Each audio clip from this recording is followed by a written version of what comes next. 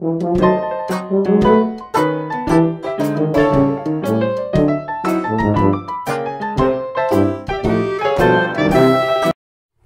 friends, welcome back to Yarn Twiddling. My name is Lynn. I am the dyer behind ChickenLadyFiberArts, and this is my second episode. Welcome. So, thanks for all of your feedback on my first episode. My family, of course, my biggest fans, had a few things to say. Number one, my daughter said, "Mom, you know that you can cuss as much as you want to after the first minute on YouTube. So, beware, this might be a profanity-friendly podcast after minute one." The second thing was that I said goodbye 3 or 4 times. I guess I was a little nervous, so thanks for hanging with me. My husband asked why I was so quiet on the episode. I was really trying to kind of tamper my voice down, but generally I am a loud person. My mother was loud. It's the whole Greek side of me thing. I guess it comes with being the youngest in the family. I always needed to be heard. So I am generally louder. I will try to ramp up my voice a little bit more for you, and you can just turn that volume down. My daughter gave me a great tidbit on some editing software, so I'm going to be trying that in the future. Probably not for this episode because it's a whole nother thing to learn, and I just don't have time for that because I took a nap today. Okay, finished objects. Well, one of the things that I finished was my very first braid. Now, for those of you who aren't spinners, a braid is either 4 or 6 ounces of fiber, and you take that fiber and you twist it with your either a spindle, supported spindle, or a drop spindle, or a spinning wheel. And I don't know if you can see my spinning wheel right there. That's one of my spinning wheels. But I finished my first braid. This is Corriedale, and I can't, oh, there's the little tag. This is by BlueFootMarket. I think they are either in Indiana or Illinois. I can't remember right now. This was a gift, and I finally spun all of it. I got the gumption. Now it's still in a single. I will need to take it and ply it so that it's either a 2 or 3 ply. Basically, this was a practice spin for me. I don't know if I'm going to actually make something out of it, but I'm spinning again, and I love it. Second thing that I finished since last time we spoke was, I told you my husband is cranking socks. Well, he cranked a tube for me. This was the tube. And what I did was I cut that tube and I added a little 2x2 rib at the top for my cuff, and then I cut it again to make my afterthought heel, and then I put a toe on. So I now have 2 little shorty socks to wear this summer. And yeah, I do wear wool in the summer because wool is actually antibacterial and it's very cooling. It wicks away the moisture. So I know you think that wool would be hot. It's actually cool this summer. It's cool, y'all. That's it for what I finished. I'm still working on my 7/8 shawl. I hope to show that to you the next time. That's a shawl by Laney Hall, H-A-U-L-E, and I did find it on the R site. Right now I'm working on some cross-stitch stuff. One of the cross stitches that I'm working on is a temperature cross stitch, and this is for our daughter. Did I show this last time? I can't remember. Anyhow, there's one, the theory behind temperature projects is that you either knit a row or you crochet a row, or you, in this case, I cross stitch one little row for every day according to the temperature, the average temperature of the day. So this is for our daughter. Each cat represents a month. this actually starts, she was born in April, and so this is April, May, June of the year that she was born and in the town that she was born. So this will be a gift for her. Hopefully I'll get it done by Christmas. It was very hot where we lived, so this is going to be mostly yellows and deep oranges, and you already saw the reds that are there. I'm working on another cross stitch that's huge, and I'm not going to show it right now, but it's basically a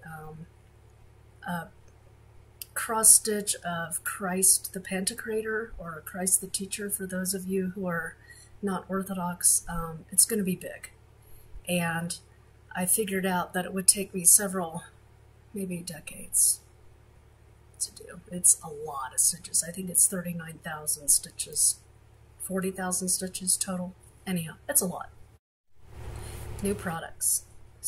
Next product I'm going to show that's brand new to the shop. This is a yellow and a gray and blues, blue speckles.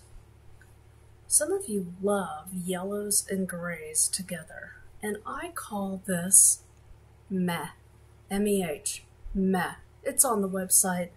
You'll have to go there to figure out why it's named meh. Mayflowers. There's two Mayflowers. One is Lily of the Valley, and one is hawthorn, shrub or tree. And the hawthorn has these beautiful reds, deep reds and deep purple berries that form. And I wanted this to show, Lily of the Valley is a plant that comes up every year. What is that, a perennial, an annual? It's a plant that comes up every year. It loves to be in shaded environments. And where I grew up, there are lots of little hills and lots of wooded areas. And there were just hundreds of thousands of these just gracing the landscape where I grew up. And so this is Mayflowers. There's very few of these in the shop, so go snab yours now. I know that a couple of my friends are taking these and they're making a square a month using these colors, and so they'll have a whole blanket at the end of the year of 12 different flowers of the month. It's kind of cool. Some people are purchasing these for the months that their family members were born in. Just some ideas, just throwing it out there. Anyhow, just a few of these left in the shop. I think that there are 10 total that I dyed up, and yeah, it looks better in person than it's showing up on the screen. I'm so sorry. The lighting is not fabulous in my office. Something else that I wanted to show you was a surpresent ball. Some of you don't know what a surpresent ball is.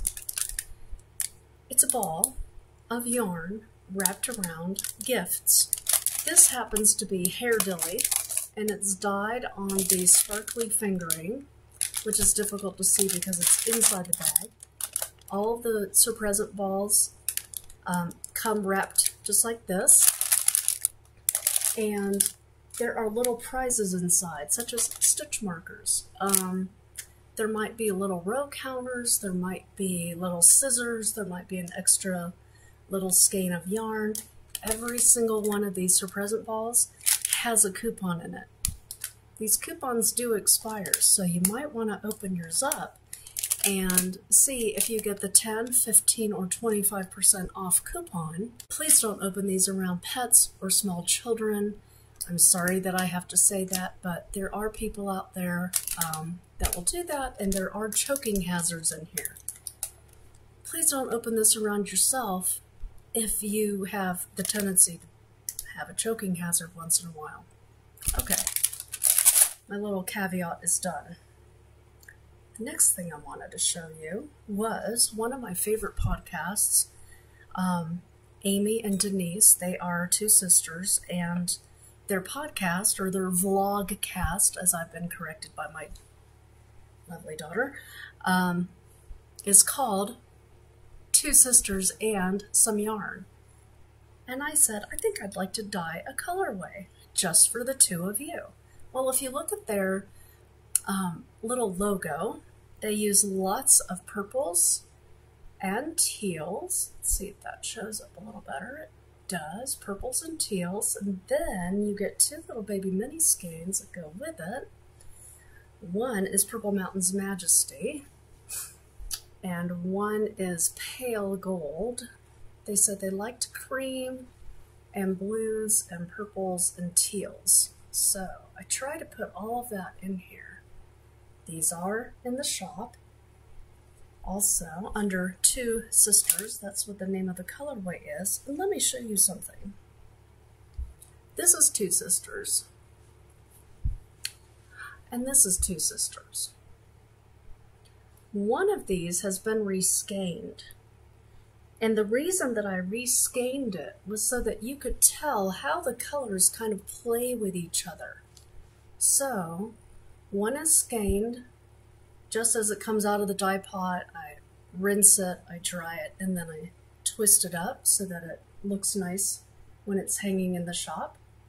And then one of them is reskeined, and there's no difference between the two of them. They're dyed exactly the same. It's just that one is reskeined and one is not. I have another example.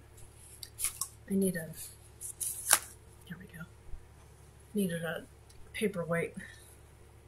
This is called Neon Rainbow. Very bright colors.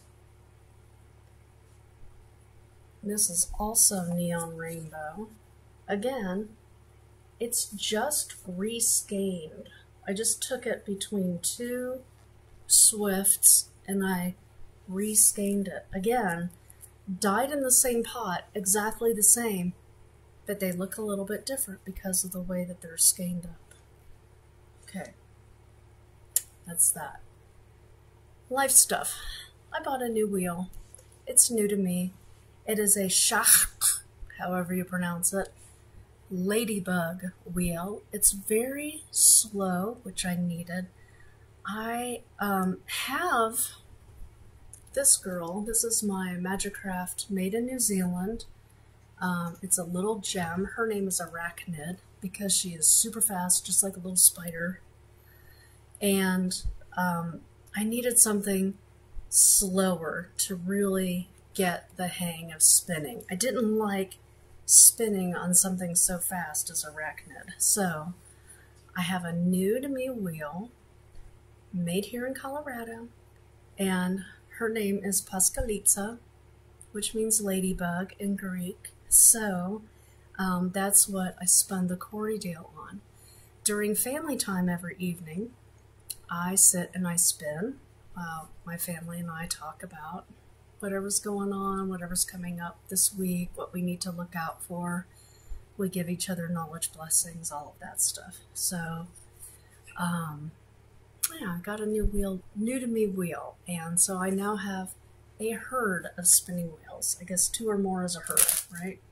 Who knows? Today, my husband and I went and we bought some garden plants, tomatoes, 1 cucumber plant, because that's all we need for the 3 of us. Some Thai basil, catnip, tomatoes, peppers, all of that good stuff. Other life stuff, we went up to the mountain this past week so our daughter could go horseback riding. I'll put a picture of that here.